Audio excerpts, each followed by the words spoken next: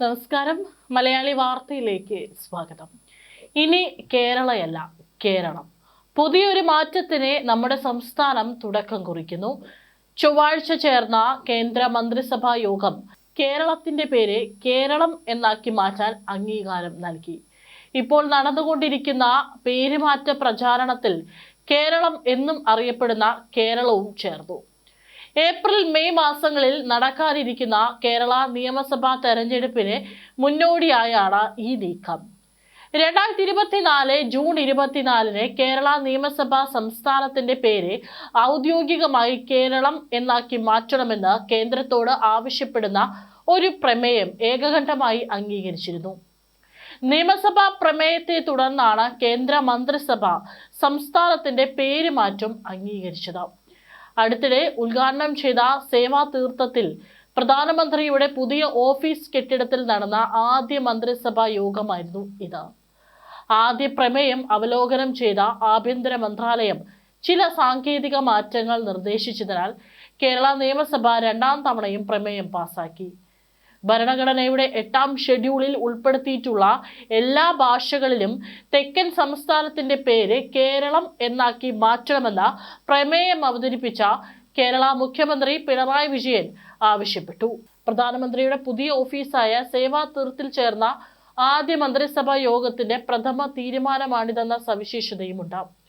2023 കേരള നിയമസഭ സമാന പ്രമേയം പാസാക്കിയെങ്കിലും അത് കേന്ദ്ര ആഭ്യന്തര മന്ത്രാലയം തിരിച്ചയക്കുകയായിരുന്നു. കേരള പേര് മാറ്റൽ ബിൽ 2026 ഭരണഘടനാ അനുച്ഛേദം 3 പ്രകാരം സംസ്ഥാന നിയമസഭയുടെ അംഗീകാരത്തിനായി രാഷ്ട്രപതി കൈമാറും. നിയമസഭയുടെ അഭിപ്രായം ലഭിച്ച ശേഷം രാഷ്ട്രപതിയുടെ അനുമതിയോടെ ബിൽ പാർലമെന്റിൽ അവതരിപ്പിച്ച് പാസാക്കണം. ഈ നടപടിക്രമങ്ങൾ പൂർത്തിയായാലേ പേരുമാറ്റം പ്രാബല്യത്തിലാകും. കേരള നിയമസഭയുടെ പ്രമേയം ഇപ്പോൾ അംഗീകരിച്ചത് നിയമസഭാ തെരഞ്ഞെടുപ്പ് മുന്നിൽ കണ്ടിട്ടാണോ എന്ന ചോദ്യത്തിന് തെരഞ്ഞെടുപ്പ് ഉണ്ടായപ്പോഴല്ല, കേരളത്തിന് ഇതിനു മുൻപ് പദ്ധതികൾ പ്രഖ്യാപിച്ചതെന്ന മന്ത്രി അശ്വിനി വൈഷ്ണവും മറുപടി നൽകി. ഇനി പല ചർച്ചകളാണ് ഇതിന്റെ പേരിൽ നടക്കുന്നത്. എന്തുകൊണ്ടാണ് കേരളത്തിന്റെ പേര് മാറ്റിയത്? ഈ മാറ്റത്തിനുള്ള കാരണങ്ങൾ എന്തൊക്കെയാണ്? അതിന്റെ ചരിത്രം എന്താണ്?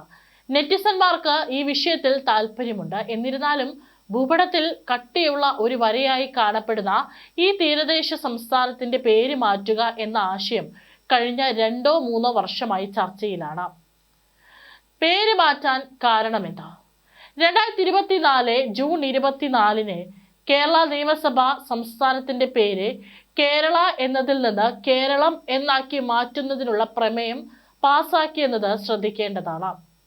പ്രമേയത്തിൽ ഇങ്ങനെ പറയുന്നു: നമ്മുടെ സംസ്ഥാനത്തിന്റെ പേര് മലയാളത്തിൽ കേരളം എന്നാണ്. 1956 നവംബർ 1 ഭാഷാടിസ്ഥാനത്തിൽ സംസ്ഥാനങ്ങൾ രൂപീകരിക്കപ്പെട്ടു. നവംബർ 1 കേരള പിറവി ദിനവും ആഘോഷിക്കുന്നു. ദേശീയ സ്വാതന്ത്ര്യ പ്രസ്ഥാനം മുതൽ മലയാളം സംസാരിക്കുന്ന ജനങ്ങൾക്ക് ഐക്യ കേരളം എന്ന ആവശ്യം ശക്തമായിരുന്നു.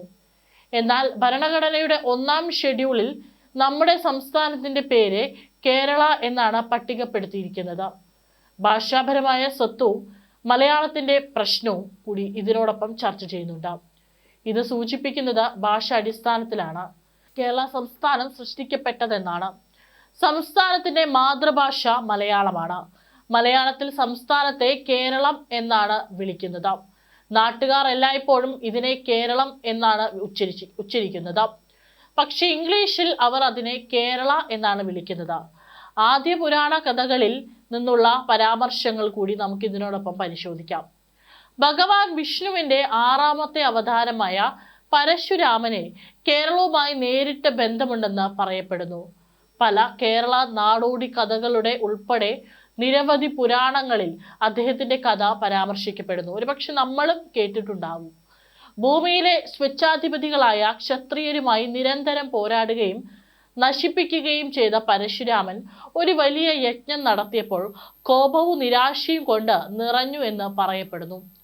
ഈ യജ്ഞത്തിൽ അദ്ദേഹം മുഴുവൻ ഭൂമിയും ശിവന് ദാനം ചെയ്തു. അങ്ങനെ ഭൂമിയുടെ മേലുള്ള എല്ലാ നിയന്ത്രണവും നഷ്ടപ്പെട്ടു. ശിവൻ അദ്ദേഹത്തോട് തന്റെ മഴു ഉപേക്ഷിക്കാൻ ആവശ്യപ്പെട്ടു. തന്റെ മുഴുവൻ ഭൂമിയും ദാനം ചെയ്ത ശേഷം പരശുരാമൻ പ്രായശ്ചിത്തത്തിനും ആചാരങ്ങൾക്കുമായി കുറച്ച് ഭൂമി ആവശ്യപ്പെട്ടു.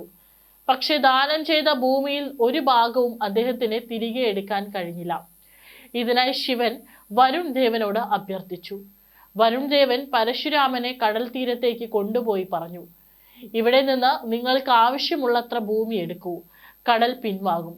പരശുരാമൻ പിന്നീട് കോടാലി ഉയർത്തി എറിഞ്ഞു. കോടാലി എവിടെ വീണാലും വെള്ളം പിൻവാങ്ങി. ഈ സ്ഥലം ഇന്നത്തെ കേരളമാണ്. കേർ എന്നർത്ഥം വരുന്ന വെള്ളം, ആലം എന്നർത്ഥം വരുന്ന ഭൂമി എന്നീ രണ്ട് പദങ്ങളിൽ നിന്നാണ് ഇതിനെ കേരളം എന്ന് വിളിക്കുന്നത്. കേരളത്തെക്കുറിച്ചുള്ള ഒരു അറിയപ്പെടുന്ന വസ്തുത തേങ്ങയുമായുള്ള അതിൻ്റെ ബന്ധമാണ്. കേര എന്ന വാക്കിന്റെ അർത്ഥം തെങ്ങ് എന്നാണ്. ആലം എന്നതിൻ്റെ അർത്ഥം സ്ഥലം എന്നാണ്. അതിനാൽ കേരളം എന്നാൽ തേങ്ങകളുടെ നാട് എന്നാണ്. ചരിത്രകാരന്മാർ ഈ ബന്ധത്തെ നാടോടി കഥകളുമായി ഭൂമിശാസ്ത്രപരമായ സ്ഥാനവുമായും ബന്ധപ്പെടുത്തുന്നുണ്ടെങ്കിലും ചരിത്രപരമായ തെളിവുകളുടെ അടിസ്ഥാനത്തിലല്ല ഇത് നിലനിൽക്കുന്നതെന്ന് അവർ കരുതുന്നത്. കേരളത്തിന്റെ തീരദേശ മേഖല നൂറ്റാണ്ടുകളായി തേങ്ങ ഉൽപാദനത്തിന് പേരുകേട്ടതാണ്.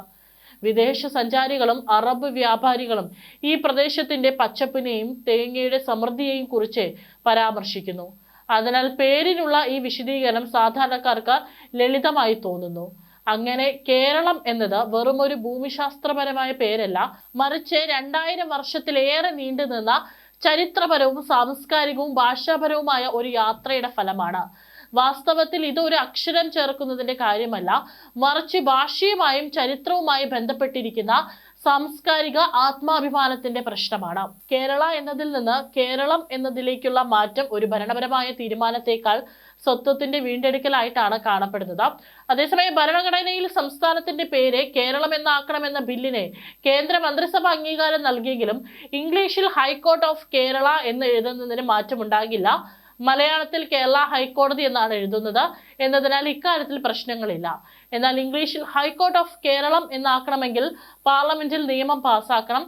ഹൈക്കോടതിയുടെ പേര് മാറ്റണമെങ്കിൽ ആദ്യ നടപടി ഉണ്ടാകേണ്ടത് സംസ്ഥാന സർക്കാരിൽ നിന്നാണ്. ഇതിനെ ഹൈക്കോടതിയും പിന്തുണയ്ക്കണം. ശുപാർശയിൽ തീരുമാനമെടുക്കേണ്ടത് കേന്ദ്ര സർക്കാരാണ്. അതിന് തുടർച്ചയായി പാർലമെന്റിൽ നിയമവും പാസാക്കി ഗസറ്റിൽ പ്രസിദ്ധീകരിക്കണം. മദ്രാസ്, ബോംബെ തുടങ്ങിയ ഹൈക്കോടതികളുടെ പേരുകൾ യഥാക്രമം ചെന്നൈ, മുംബൈ എന്നിങ്ങനെയാക്കാൻ 2016 പാർലമെന്റിൽ ബില്ല് കൊണ്ടുവന്നെങ്കിലും ലോക്സഭയുടെ കാലാവധി കഴിഞ്ഞതിനാൽ പാസാക്കാനായിരുന്നില്ലെന്നും ഹൈക്കോടതി അഭിഭാഷകനായ ജസ്റ്റിൻ മാത്യു പറഞ്ഞു. ഒപ്പം തന്നെ കേരള സംസ്ഥാനത്തിന്റെ പേര് കേരളം എന്ന് പുനർനാമകരണം ചെയ്യാൻ കേന്ദ്ര മന്ത്രിസഭ അംഗീകാരം നൽകിയതിൽ മമതാ ബാനർജി കേരള ജനതയെ ഹൃദ്യമായി അഭിനന്ദിച്ചു. അതേസമയം പശ്ചിമ ബംഗാളിലെ ബംഗ്ല എന്ന് പുനർനാമകരണം ചെയ്യാനുള്ള സമാനമായ നിർദ്ദേശം വർഷങ്ങളായി കുഴിച്ചു മൂടപ്പെട്ടിരിക്കുകയാണെന്നും അവർ കേന്ദ്രത്തെ ഓർമ്മിപ്പിച്ചു. ഓരോ തെരഞ്ഞെടുപ്പ് കാലത്തുമായി നരേന്ദ്രമോദിയും അമിത്ഷായും ബംഗാളിനെ വിമർശിച്ചുകൊണ്ട് മുതലക്കണ്ണീർ പൊഴിക്കുകയും നമ്മുടെ മണ്ണിനെയും സംസ്കാരത്തെയും ജനങ്ങളെയും സ്നേഹിക്കുന്നതായി നടിക്കുകയും ചെയ്യുന്നു. നാടകം ഒഴിവാക്കുക. ഈ ബംഗ്ല വിരോധികൾക്ക് നമ്മുടെ പൈതൃകത്തോട് ബഹുമാനമില്ല, നമ്മുടെ ഭാഷയോട് ബഹുമാനമില്ല, നമ്മുടെ ഐക്കണുകളോട് ബഹുമാനമില്ല, നമ്മുടെ അന്തസ്സിനെ കുറിച്ച് യാതൊരു ആശങ്കയുമില്ല. ഏതെങ്കിലും സംസ്ഥാനം അതിന്റെ സ്വന്തം അവകാശപ്പെടുമ്പോൾ ഞങ്ങൾ സന്തോഷിക്കുന്നു. പക്ഷെ ബംഗാൾ ഈ പ്രതികാര വിവേചനം അംഗീകരിക്കില്ല. BJPയുടെ ഹൈക്കമാൻഡിന് മുന്നിൽ ഞങ്ങൾ തലകുനിക്കാൻ വിസമ്മതിക്കുന്നതിനാൽ ബംഗാളിന്റെ ന്യായമായ ആവശ്യം നിഷേധിക്കാനാവില്ലെന്നും മമതാ ബാനർജി പറഞ്ഞു.